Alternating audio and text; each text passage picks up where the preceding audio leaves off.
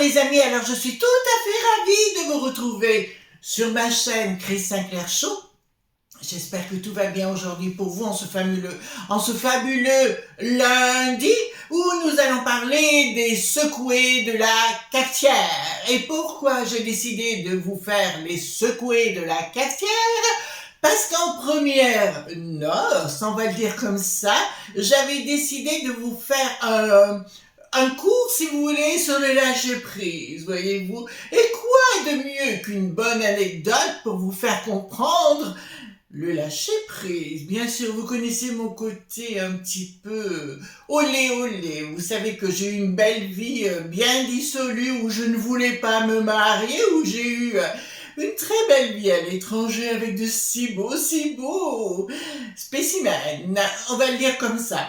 Alors, avant d'attaquer concernant le lâcher-prise et vous faire comprendre qu'il faut vraiment lâcher prise, qu'est-ce que c'est que le lâcher prise? Tout simplement, c'est quand on tourne en boucle, voyez-vous, en se disant « Oh oui, mais que nenni! Oh, Rodrigue, as-tu du cœur? Que ferais-je pour cette infamie ?» Voyez-vous ce que je veux dire par rapport à cela? D'accord? Attendez, je tourne mon micro qui n'est plus directionnel et je remets la caméra. Voilà. Vous voyez ce que je veux dire? Il n'y a que ceux qui ne lâchent jamais prise en général, c'est les psychopathes. Et les pervers narcissiques, voyez-vous, ils tournent en boucle, et on les retrouve en HP. Hôpital psychiatrique ou entre 4 morceaux de bois, voyez-vous. Alors, je vais vous raconter une petite anecdote par rapport au lâcher-prise et comme quoi la vie est toujours esquisse, elle rentre toujours coup pour coup. Quand je suis rentrée en France après un long séjour sur les îles britanniques, bien évidemment, d'abord je suis arrivée à Valence parce que je suis valentinoise, voyez-vous. Et quand je suis arrivée, donc là, je me suis dit, ma cocotte, tu as quand même changé. Je suis allée chez ma petite maman et je me suis promenée dans les rues valentinoises dans un premier temps en me disant, bon, je vais renouer avec mes racines, bien sûr. Je devais aller à Lampé. À l'époque, on appelait ça Lampé. Rue Madier de Montjoux à Valence, dans les rues piétonnes. Et quand je suis arrivée dans cette rue piétonne, que j'ai vu toutes ces bobos avec leurs petits talons, il y en a une qui a dit « Mais tu sais bien, c'est comme les Anglaises, elles ont les dents en avant !» Ouh, j'ai dit pou, toi, on va pas être potes très longtemps. Voilà, j'avais envie d'en coller une. Donc j'ai fait tout ce qui était administratif, qu'importe. Premier samedi, j'arrive. Je dis, ok, il faut que je sorte. Je vais pas rester comme me croupir dans un appartement. Bien évidemment, je suis sortie dans une boîte vieille peau. Voyez-vous ce que je veux dire?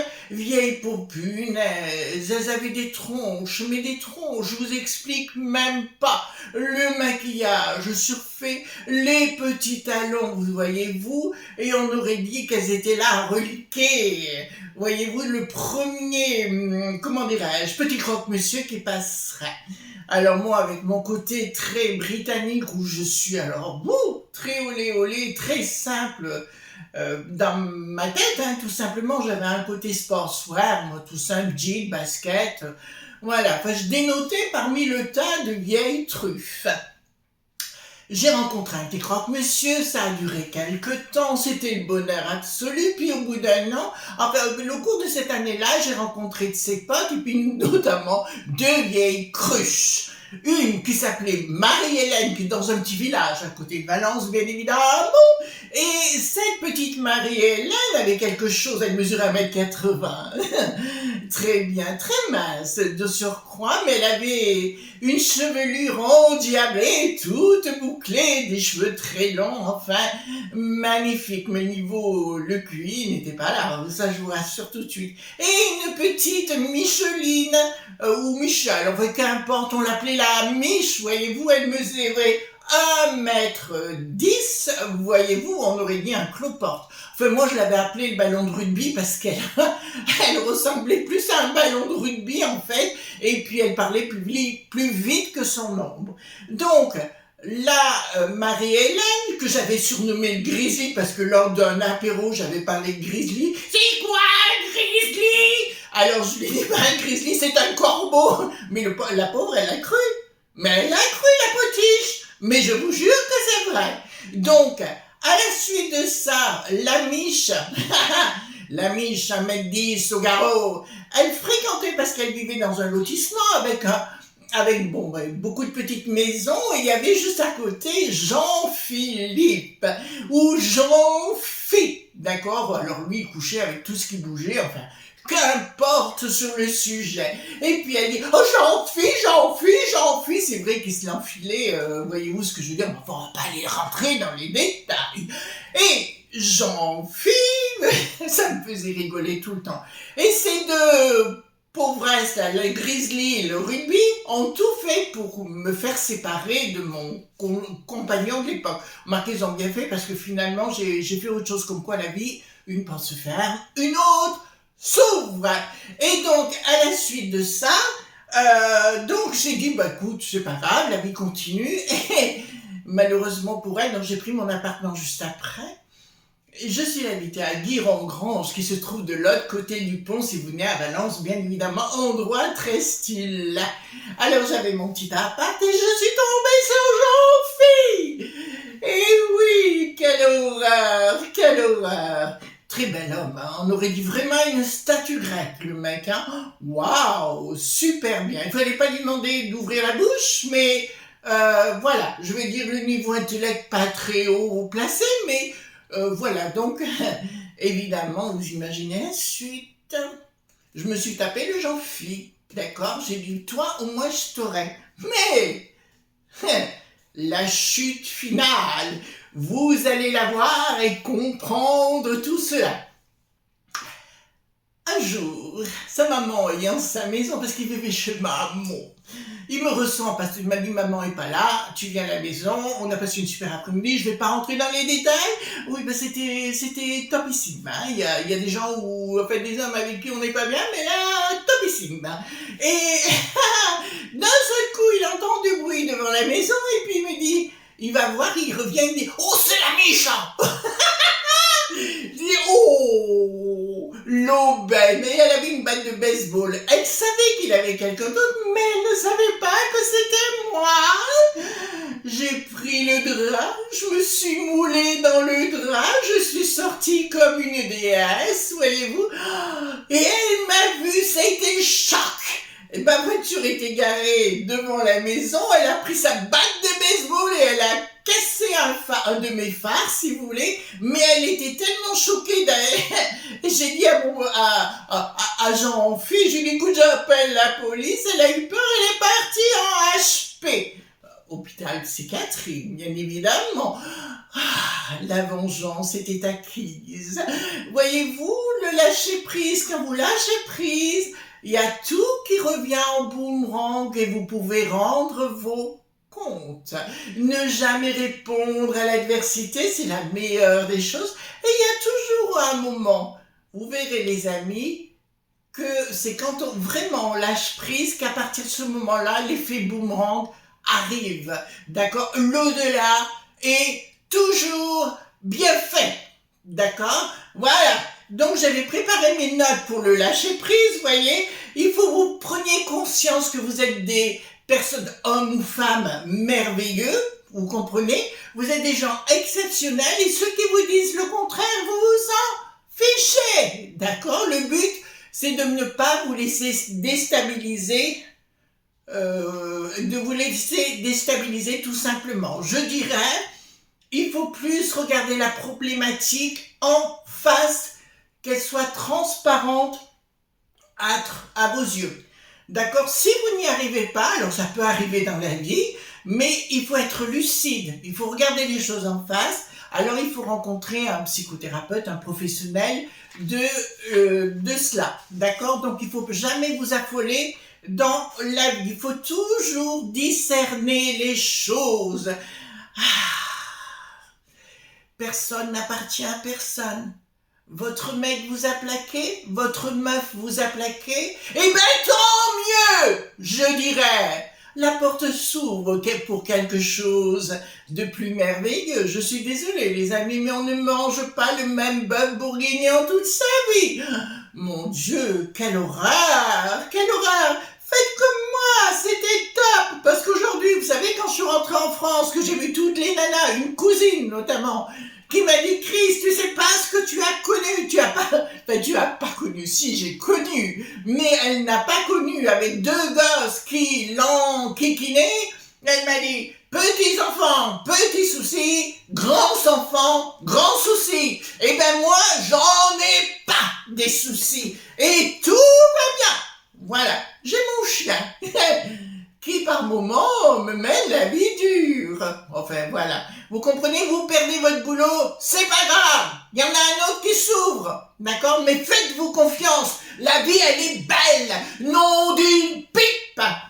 Oh, excusez-moi, je me lâche. Tout dépend de vous dans la vie, d'accord?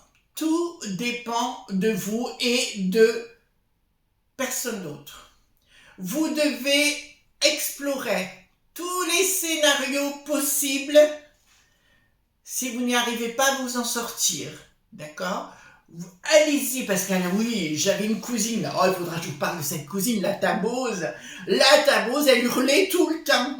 J'ai dit à c'est mon mari qui avait ramassé ça, mon cousin qui avait ramassé ça derrière une poubelle, d'accord? Et il l'avait, oh là là là là. Quand je l'ai entendue, elle parlait aussi plus vite que son ombre. J'ai dit, oh là, elle le disputait tout le temps. Un jour, on s'est fait la bise. Elle m'a fait une crise de jalousie parce qu'il me faisait la bise. Non, mais elle va se calmer, celle-là, oui. D'accord? En fait, elle travaille dans un hôpital psychiatrique. Elle y travaille toujours, je vous dirais.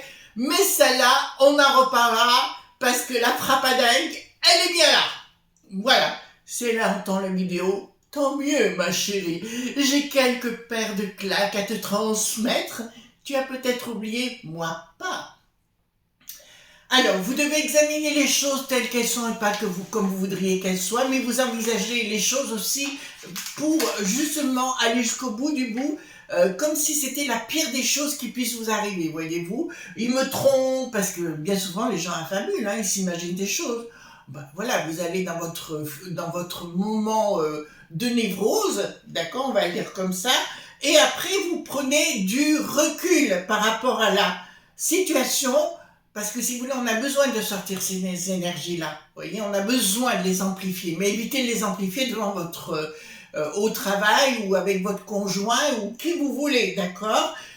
Vous devriez plutôt vous poser la question de vous projeter, comme si vous étiez dans 5 ou 10 ans de là, et de voir quelle serait votre vie comme vous l'imaginez. Imaginons que votre moitié soit partie, ben c'est plus votre moitié, voilà. Mais vous inquiétez pas, il y aura quelqu'un qui viendra frapper à la porte et des fois, c'est bien plus proche qu'on peut l'imaginer. D'accord? Donc, ne vous accrochez pas aux situations futiles, anodines, voyez-vous, c'est pas parce que votre voisine couche, excusez-moi, fait la bise à votre homme que forcément elle va coucher avec, voyez-vous, faut relativiser les choses. Voilà, donc, après, vous revenez au temps présent quand vous êtes projeté dans l'avenir, parce que bien souvent, on en rigole 5 ou 10 ans plus tard, voyez-vous. Le garçon dont je vous parlais, qui était un très gentil garçon, mais heureusement qu'il m'a dit, Chris, on arrête. Mais il a bien fait. Oh, j'ai connu d'autres choses, beaucoup plus savoureuses, voyez-vous. On s'accroche des fois à quelque chose qui nous ressemble plus. Voilà. Donc, écoutez, moi, c'était, voilà, j'ai des exercices de respiration que je vous ai préparés, mais on en parlera plus tard. Il faut véritablement, les amis, faire confiance à la vie. C'est vital, d'accord? Il faut vraiment faire confiance et demander à l'au-delà, à l'univers. Alors j'ai une de nos amies qui m'a dit, Chris, mais moi je ne crois en rien. Mais c'est pas un problème. C'est pas d'être athée, on peut être athée Et voilà, mais faites confiance à la vie. La vie, c'est de l'énergie vitale. On a tous du magnétisme au fond de soi. On est tous magnétiques, quoi qu'il en soit. Donc, on ne se prend pas... oh, pardon, excusez-moi. On ne se prend pas le chou et on va droit vers une vie tout à fait remarquable, voyez-vous. Donc, j'avais prévu d'autres choses à vous dire, mais là, ça ne sert à rien parce que je crois que vous avez quand même compris. Et vous devriez, plutôt que de quoi que ce soit, vous concentrer sur ce qui va bien. Vous, votre beauté, voyez-vous, c'est tout à fait très important, votre beauté. Le Jean-Phi, quand l'autre est arrivé, que j'étais une nymphe, sur le rebord de à la porte de sa maison, je l'ai viré juste après. Voyez-vous, je ne me suis pas encombrée. Voilà, la vie est belle, mon chéri, d'accord? Et puis, entre-temps, je l'ai revu. Ah oui, je vous l'ai pas dit, je l'ai revu avec une Martine. Oh mon Dieu, on s'est croisés au centre commercial. Quand j'ai vu la Martine, j'ai dit, mais c'est la petite maison dans la prairie. Elle avait sa petite jupe, voilà. Oh ben, elle me dit, oui, parce que ça faisait bien 10 ans qu'on s'était pas vus. Et elle me dit, ah, mais ça fait quand même 10 ans qu'on est ensemble. Oh, bah, punaise, oui, j'ai bien fait de te laisser les restes, hein, parce que lui, il était vraiment décati depuis. Moi, je me suis tapé la statue grecque, et toi, tu te farcis les camions poubelles. Voyez-vous ce que je veux dire? Dehors, tout le monde! Et depuis, je suis heureuse, voyez-vous, parce que la vie m'a amené tellement de belles choses. Par contre, aujourd'hui, je suis sérieuse. Mariée, je suis. Voilà. Vous comprenez ce que je voulais vous dire aujourd'hui? Ben, écoutez, la vie, elle est belle. On la prend comme elle vient. Elle va vous faire de beaux cadeaux si vous lâchez prise. Avec tous ces bobos, c'est nul, c'est tout ce que vous voulez. Soyez heureux, tout simplement. Je voulais vous parler de certains produits, mais nous en parlerons la prochaine fois si vous le voulez bien. Je pensais pas que ça dure aussi longtemps, celle-ci, mais moi, je m'éclate. Hein. La vie est trop belle. Arrêtez d'avoir peur, arrêtez d'être dans je sais pas où, mais en tout cas, revenez à la vie, c'est ça le plus important. Prenez l'apéro, prenez le Dijon, faites ce que vous voulez, vous n'avez des comptes à rendre à personne. Sur ce, je vous embrasse fort et on se retrouve sur cette chaîne Chris Sinclair Show ce mercredi. Ne soyez pas sages, bye bye.